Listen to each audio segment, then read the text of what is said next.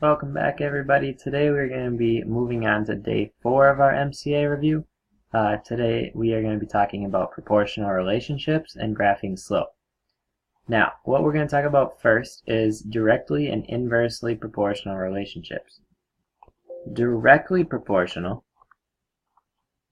So if we have something that is directly proportional, that means as one variable increases, the other variable also increases. Or as one variable decreases, the other variable decreases. So some examples of that are, it says the more shoes Erica buys, the greater her cost will be. So if we look at our axis, the y-axis is shoes, and that means our x-axis is going to be cost. So the more shoes Erica buys, so the higher it is on here, the greater her cost will be. So, if we have a greater cost, so if we start off with a low cost actually, that means she's buying less shoes. So as the cost goes up, the more shoes she buys. So our line is going to be going straight up. That means it is directly proportional. Over here, it says the fewer flowers in a garden, the less water is needed to take care of them. So on our x, we're going to put water, and we're going to have flowers, or on our y, we're going to put water, sorry, and our x is going to be flowers.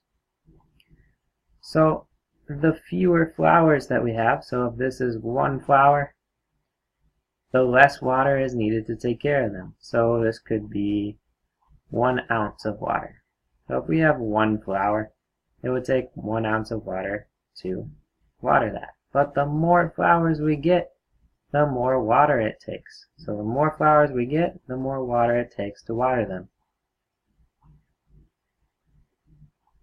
Now, inversely proportional, as one variable decreases, the other variable decreases. Or as one variable increases, sorry, the other variable decreases.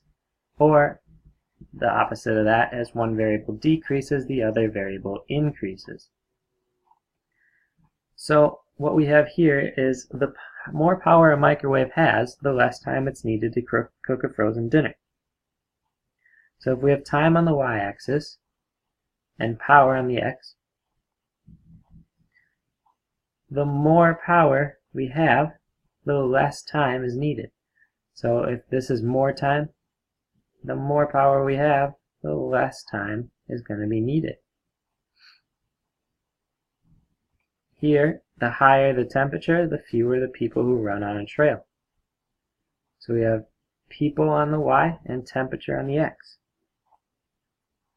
The higher the temperature, the fewer the people. So if we have a lot of people, that means the temperature is low. If we have not a lot of people, it means the temperature is high. And it makes our graph inversely proportional. So if it is directly proportional, our line is going uphill, it's positive.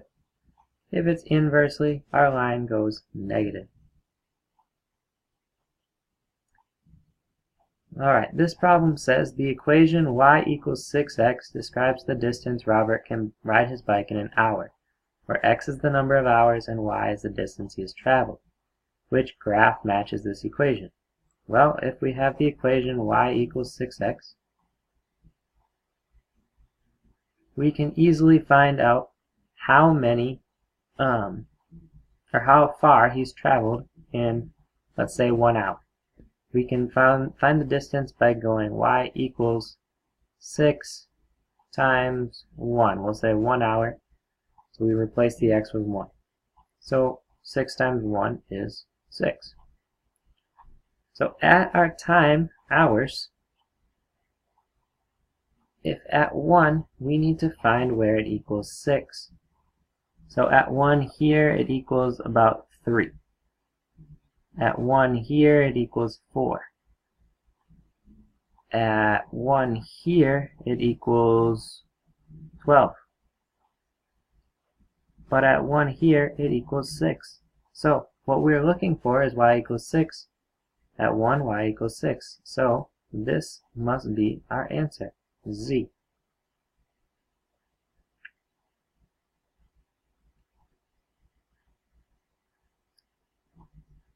Alright, this problem says James drives the same number of miles to and from work each day as shown on the graph below. The question is asking what is the unit rate of miles driven per day. So let's look at how many miles he drives in a day. Well, in one day he drove 30 miles. In 2 days he drove 60 miles. 3 days he drove 90 miles.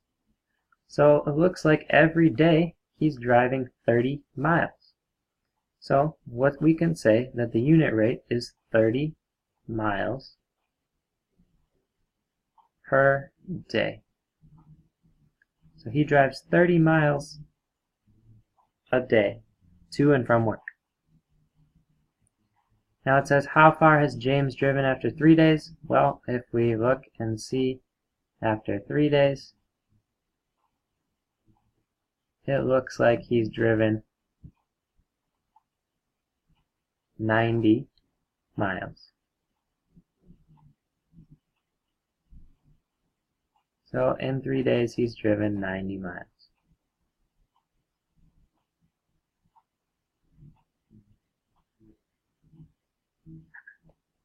Alright, we're going to move on to slope. Now, slope, if we have a graph, we have to find the rise over the run. So this line is going downhill, or it's going negative, so our rise is going to be negative. Then we count down from here to here. Well, we're going down 1, 2, 3, 4. So we go down 4 and over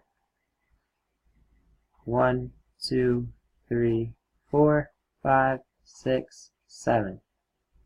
So negative 4 over 7.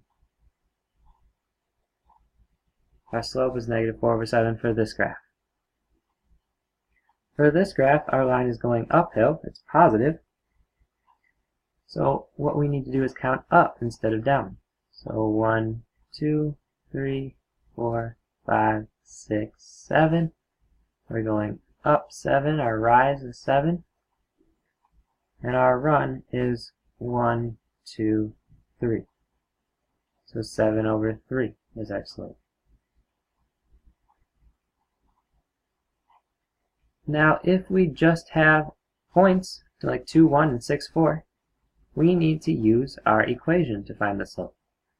And our equation is this: y2 minus y1 over x2 minus x1. So in our equation, or in our points, we know that we have an x and we have a y for each of these points. So our y is going to be the second one, our x will be the first one. First point, our first number. Now since this is our first x, this is going to be x1. This is our second x, so x2. Since this is our first y, y1, and our second y, so y2. So if we do y2 minus y1, well, our y2 equals 4. So 4 minus our y1, which is 1. And our x2 is 6 minus our x1, which is 2. So we have 4 minus 1 over 6 minus 2. 4 minus 1 then is 3. 6 minus 2 is 4.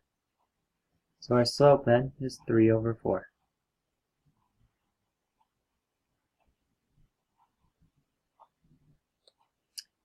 Alright, we are going to determine if our equation or graph is directly proportional. So on our graphs, directly proportional graphs are straight lines, and they go through the origin. Remember, the origin is written as 0, 0, so right in the middle.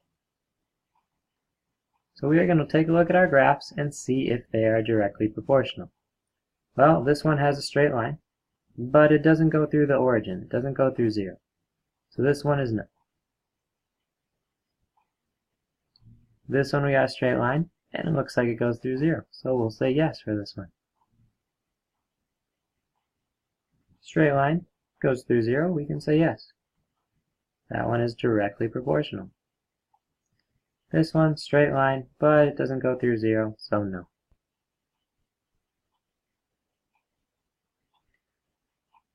Over here, if we have directly proportional equations, they come in the form y equals kx, where k is a number. 0, 0 could also be a solution to that number, or to that problem. So what we need to do is we need to look and see if we have a number after our x, since it's in the form y equals kx.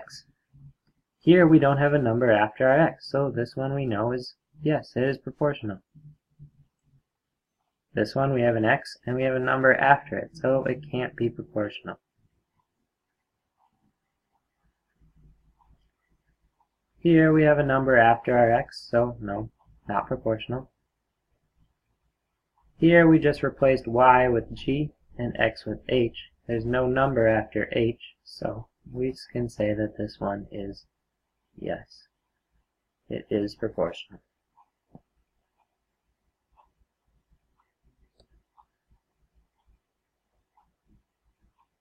Alright, so this one is saying graph the function y equals negative 3x.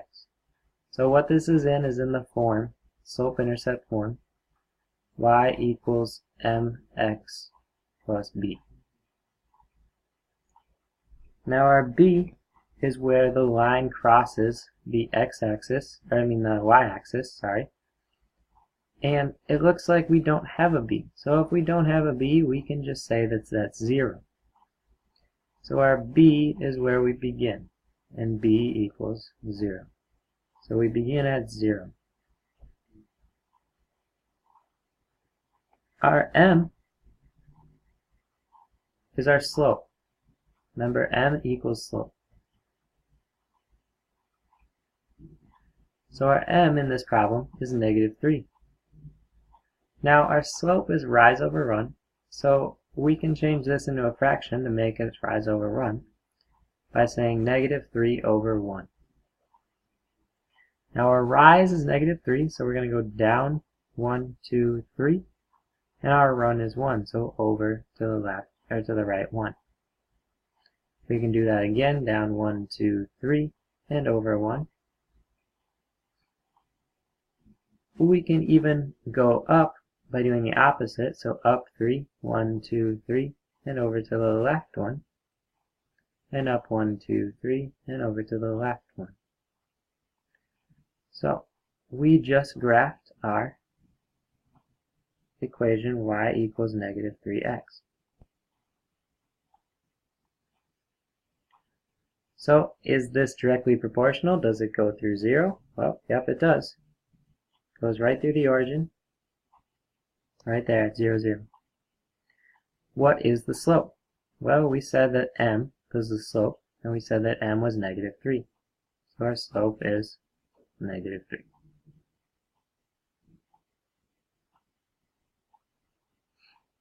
Alright, now we are going to graph the function y equals 2x plus 1. So the first thing we're going to look for is our m, or our slope.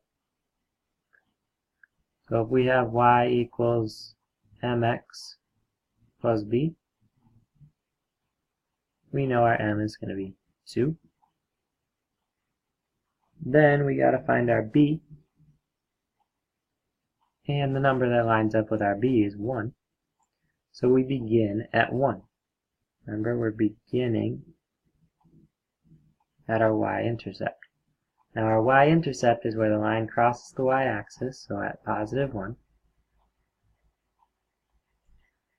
Our slope, if we write it as rise over run, is going to be 2 over 1. So we're going to go up 2